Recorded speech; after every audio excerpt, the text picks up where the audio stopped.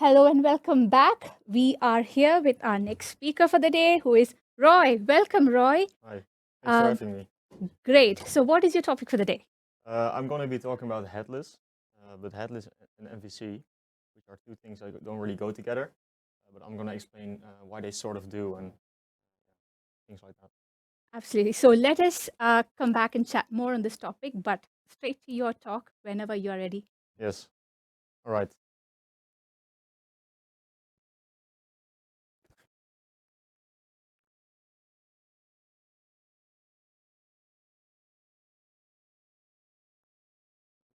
All right. Welcome. So, going headless with MVC, that's the name of this talk, which is kind of a weird name because headless and MVC don't really go together, right? We could technically do something with a server-side rendered application, which gets its content from somewhere else. That's not what we're going to do today. What are we talking about then? Well, we'll be talking about software design. We're not really going headless, technically. We have a lot of hype about headless, DXP, words like that. This is not an anti-headless talk. I don't want to discourage people from using it. This is mainly for people who are working with websites for a long time and all this new stuff. Well, what does it mean exactly? So first of all, my name is Roy Berris. I'm a software engineer at IO. Little background, I used to be an Android developer on the early days. Then slowly I migrated into backend.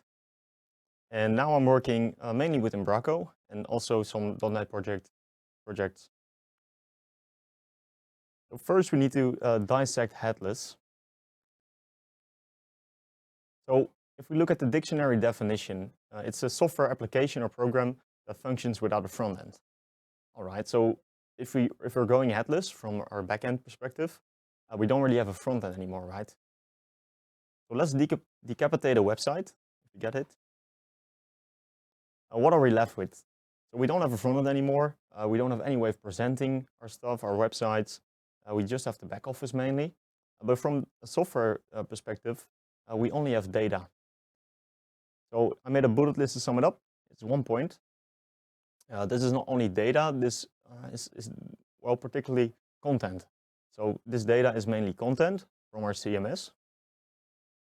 To explain this further, I want to look at different components. So first, we have a graph which has Umbraco in it. I see a Vue logo, a React logo with the word headless written.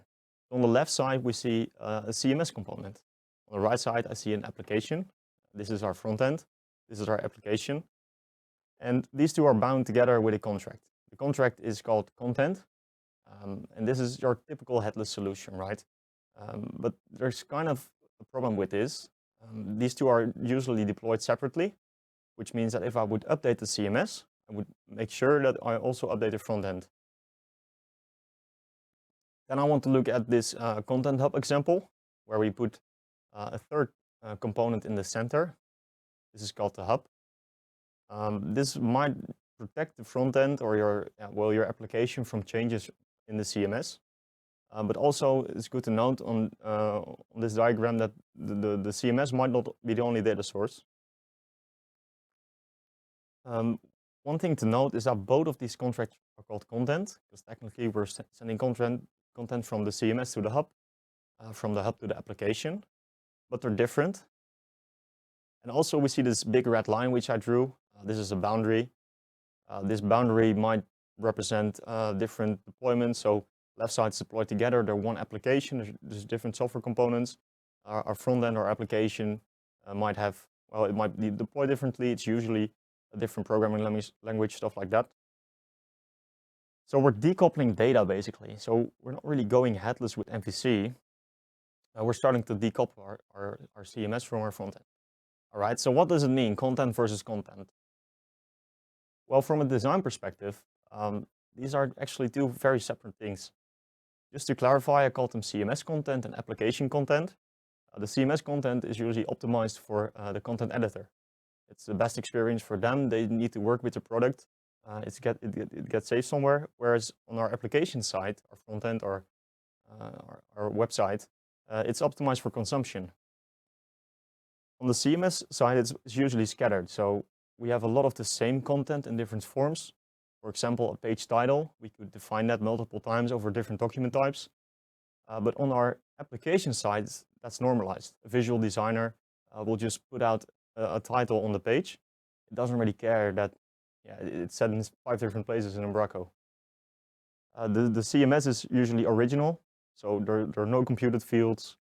It's the source as is, whereas our application might be derived. So things might be computed. A bit of data might come from an external API, stuff like that. So I have a quick example to back this. On the left side, we see a document type called the block detail page. This has 3 fields: the title, the header image, and an intro text. On the right side, I see the same things in wireframe. So they point at it right now. But I do see more on this page, because I see a publish date. Well, this might be derived from the publish date in Umbraco. I don't really see that, but it's data, it's there, it's just in a different structure. The same with the author, which might be the last published, the last content editor that publishes content. The last one, probably the most important one for this example, is the category. This is posted in blocks, but well, it only knows that because it's a block detail page. It's about context. Where is this content located? Yeah. So why do we have these boundaries? Well, what are they? It's mainly a conceptual line. Looking at a simple example on the bottom, we have CMS versus application. They have different interests, different actors. And the biggest question that should be asked when crossing a boundary is, does this really belong here? We're building something for the CMS, or we're building something for our application. You shouldn't cross those lines. So that's nice and all, but why do we even want decoupling? Well, it's all about flexibility. If I'm looking at development and design, then I would want to, our application now is omni-channel, right? We're headless. We can get multiple presentation layers in. We could technically present our data on our fridge, on our smartphone, on our watch, wherever we want. For development, it's all about reusability from the CMS side as well as the front end. And a big one is usually mocking, right? We can run the front end without the CMS backing it, just mock data, same for both sides. So to close this off, I have 2 views on this.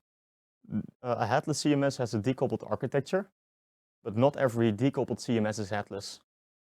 I think the last one is really putting it all together now, because our CMS is not really truly headless when working with MVC and when working with Razor views.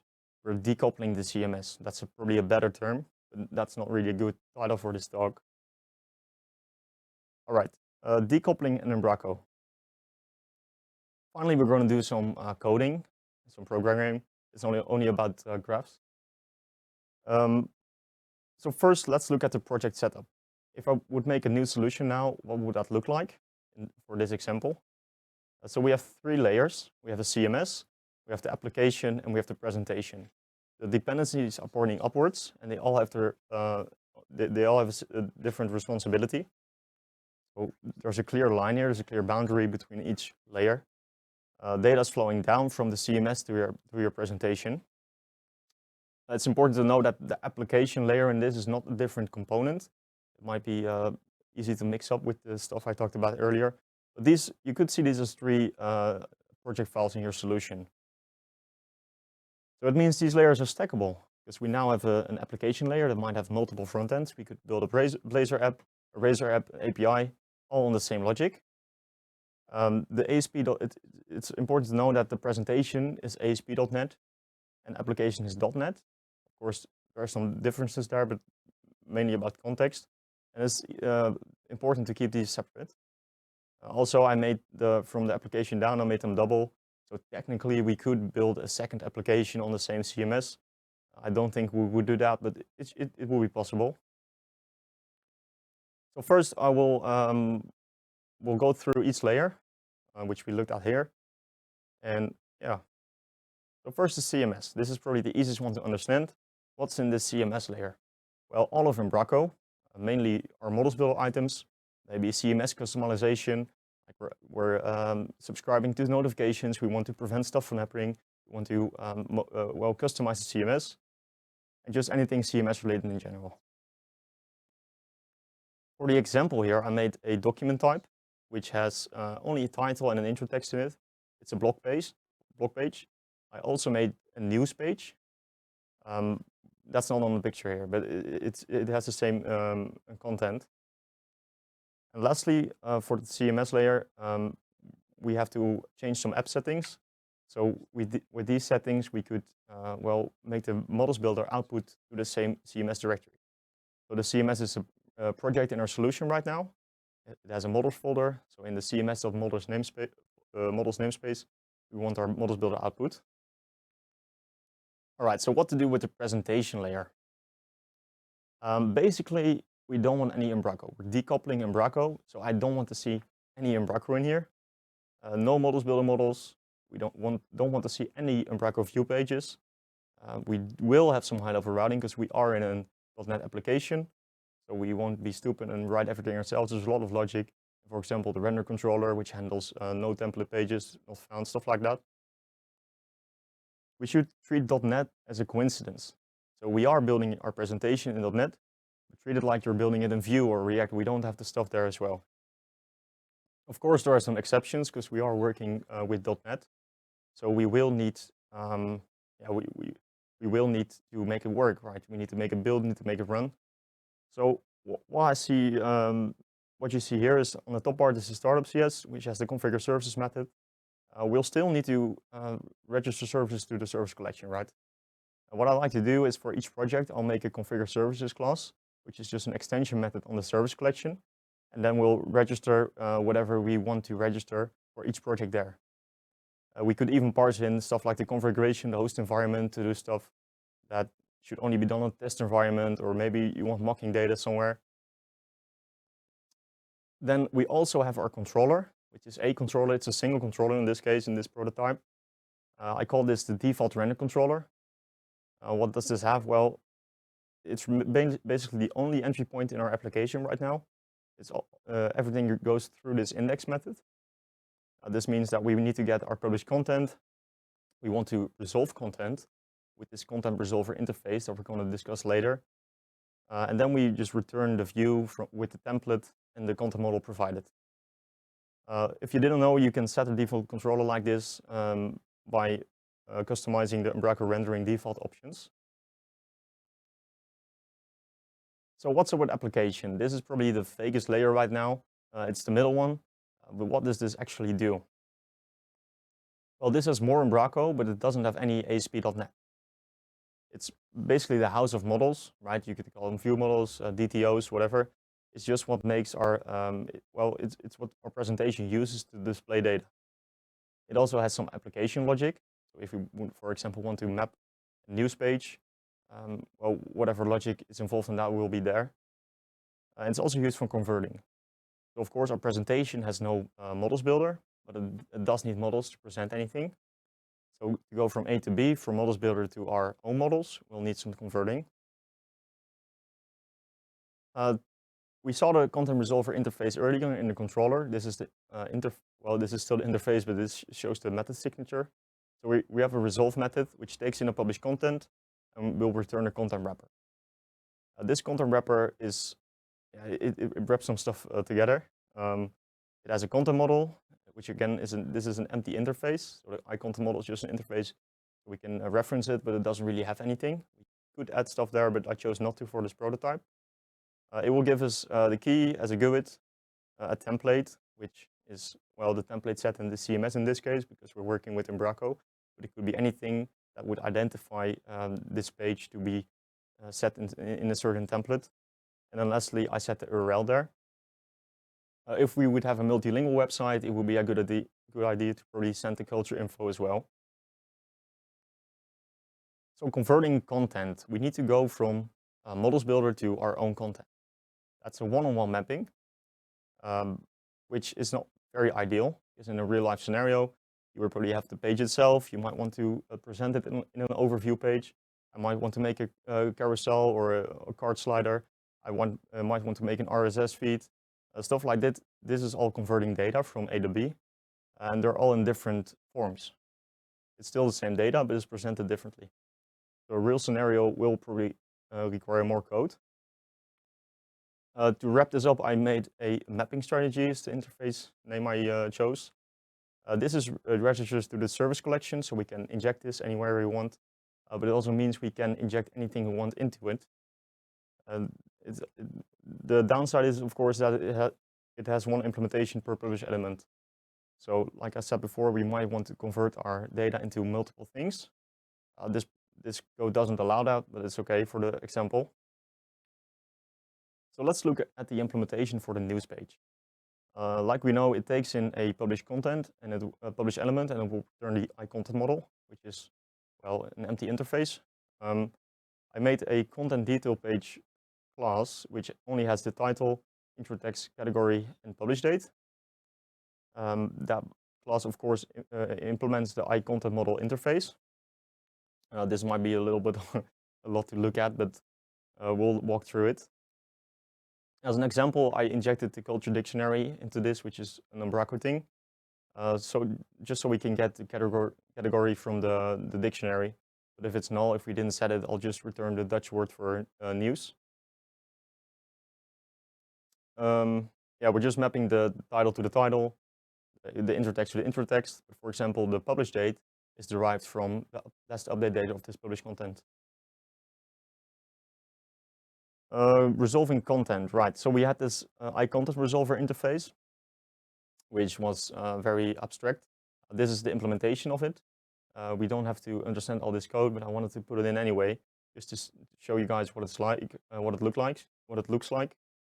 In the resolve method, we have a resolve content model method, which does some reflection magic to inject our mapping strategy and execute it. So this will create a content model, or sorry, that's a typo. It should be content wrapper from a published element. We also use it to retrieve the template, which in this case is, of course, Umbraco template, but it can be anything. We could also set it in our mapping strategy. And we just add the content key. Now this is the implementation of that resolve content model method. It just does some reflection magic to inject our mapping strategy from the service collection, and returns the iContent model, which is executed. All right, so let's put it all together, because I'm talking for quite a bit now, and it doesn't have to do anything with Headless right now, which is what it looks like, but I'll get to that. So we have a view, we have a razor page, which has this content detail page model. It's very ugly right now, I know that. It's just printing out the stuff. So this is the output. This is a rendered page. This is rendered with Razor, of course. We could cache this because we don't really have a donut cache anymore. We should probably cache this view model, or you might even want to cache the output of this. And it's decoupled from Umbraco. It doesn't use any Umbraco.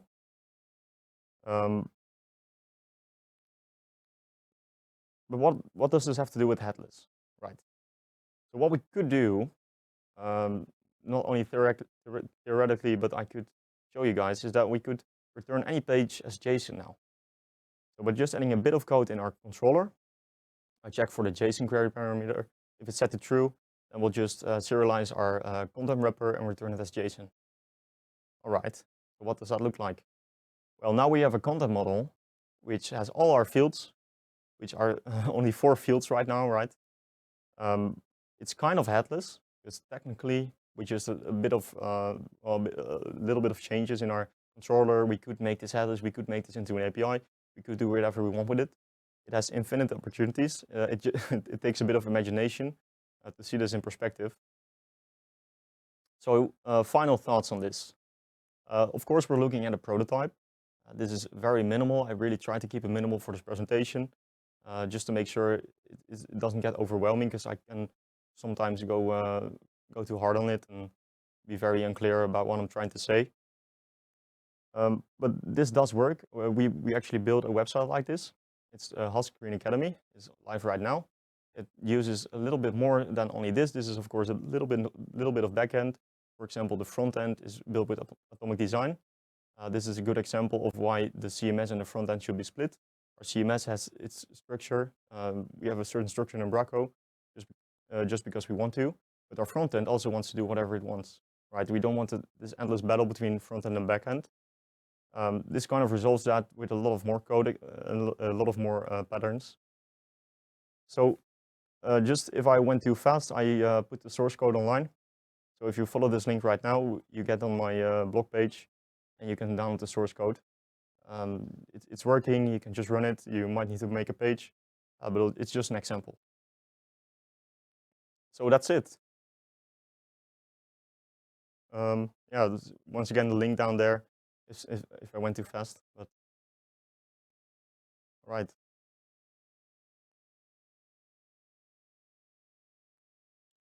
Hello and welcome back. And now we have our speaker, Roy Berris, on stage. Roy, that was fantastic, I felt. How did you feel? How did it Great. go? I think I went a little bit fast because That's fine. yeah, We all know that when we speak, yeah, it's either very slow or either very too fast. right. Okay, so this was a very interesting take on Headless, and I am following the chat here on the stream, and there are others who think the same thing. So it is a very interesting direction. So do you want to explain how you arrived at this point? Headless kittens. Yeah, so what we had a client which had an old Umbraco 7 website. He wanted to upgrade to well, the latest version of Umbraco. And on top of this, they also did a redesign. Mhm. So we had, which meant the content also had to be redesigned, right? We couldn't fit the old content into the new content. So what we had to do is we had to get a scenario where we could get two content streams, which are basically, let's say, both news pages, but they're structured differently.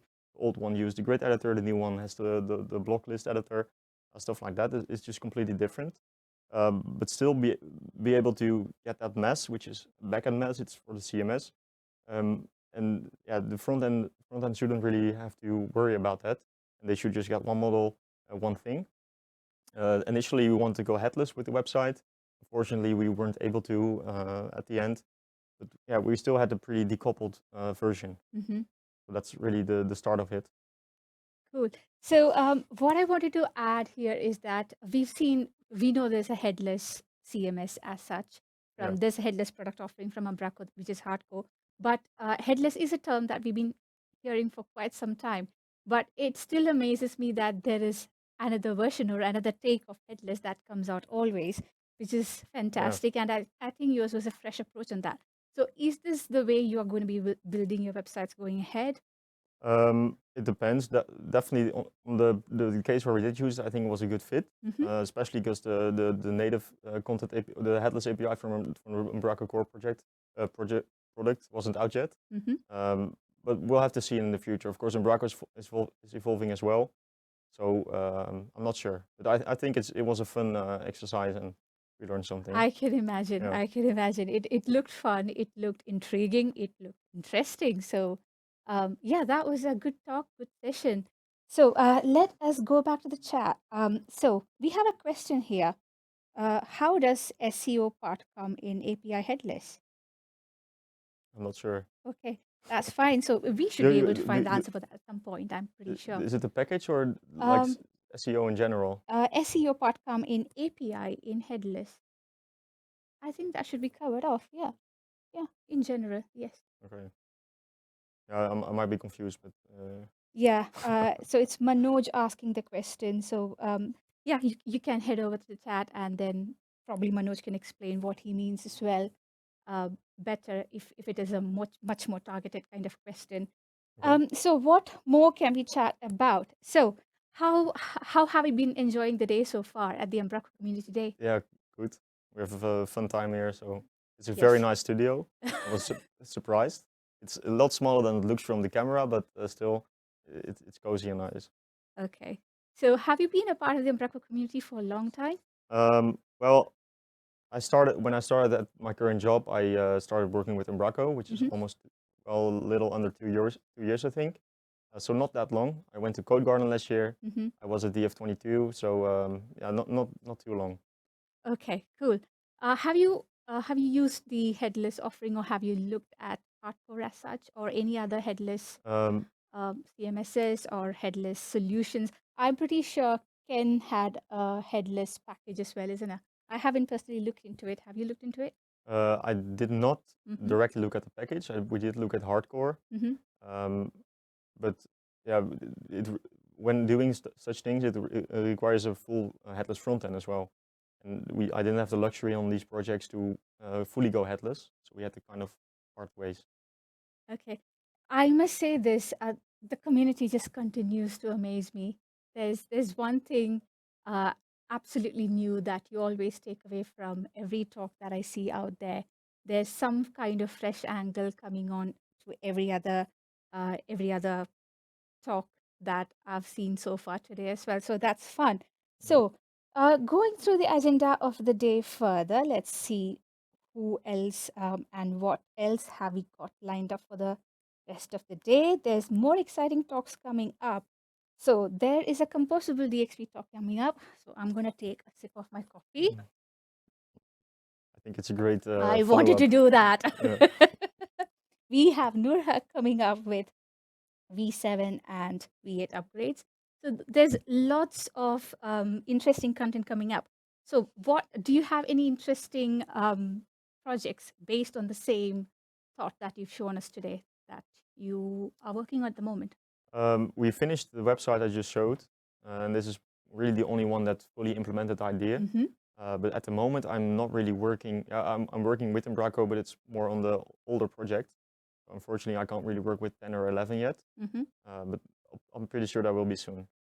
Okay. Yeah. All right. Okay. That's interesting to hear as well. Let's go back into the chat. Okay, Sam Snell says at where he works, we have our own implementations that send. Okay, this is on back of the SEO question that Manoj asked. He says we have our own implementations that sends the meta title, metadata, title, description, etc., with the rest of the requested content. It is just a part of the content data. Yes, that is what even I thought that would be the answer. So personally, I have played around with Headless, as in the Headless CMS offering that is hardcore, and what I think is the USP or what excites me about it is the various integration points that you can have. Like you can go really creative with it. So do you think, do you see that happening with what you've been building?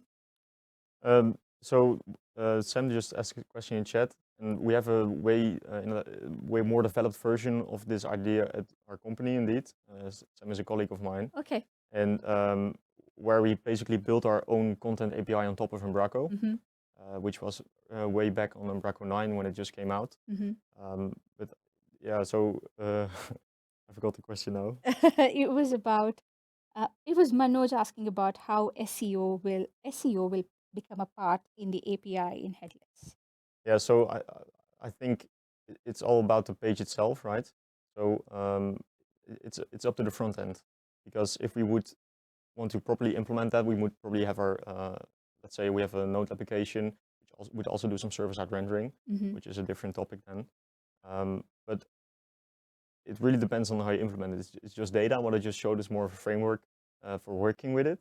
But if you want to, let's say, just put the page title in there, if you want to make your own sea of fields, that's just possible. Cool.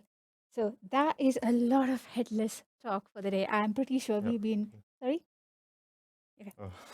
That's just Callum shouting something at me. So I think I personally have been hearing the Headless word ever since the first Umbraco Spark, where I think Lee spoke something about Umbraco Headless Lee or something. So it's been a word that I've been hearing so far, and I think we've had some fantastic talks ever since. So at this point, I think we will take a short break and then resume with the next speaker online in a few minutes. So we will hope to join you back soon.